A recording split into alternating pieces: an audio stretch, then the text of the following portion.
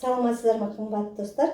Қызыл балықты үйде қалай маринадтап, тұздап қоюға болады? Сол жайындағы өзімнің тәжірибемді айтайын. Базардан әбден маринадталған күйінде сатып алатын болсақ, ол қымбатқа шығады. Ал балық сататын арнайы дүкендерден тұздалмаған күйінде алып, үйге келіп өзіңіз маринадтап алатын болсаңыз, бағасы біріншіден арзан, және өзіңіздің қалауыңызға қарай дәмін келтіресіз, және оны асқа пайдаланасыз. Бұл өте тиімді. Міне съемка қызыл балықты біз алып келдік, жуып әбден құрғаттық. Біздерге енді қазір өткір пышақ керек. Біз оның артық сүйектерін алып тастаймыз. Және біздерге міндетті түрде мынандай шыны ыдыс қажет. Қызыл балықты сүйектерінен тазалап болдық. Енді бізге 2 ас қасық тұз, 1 ас қасық қант керек. Екеуін араластырамыз.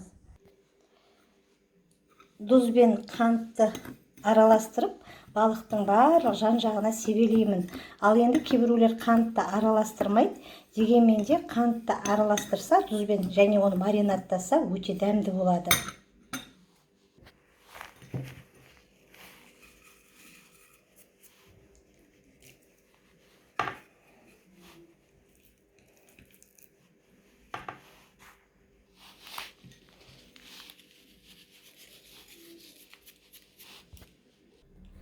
Осылай тұз бен қант араласқан екеуін сеуіп болғаннан кейін, міндетті түрде осындай шыны ыдысқа, мынандай пищевая пленкамен бетін жауып, 12 сағатқа біздер холодильникке қойып қоямыз.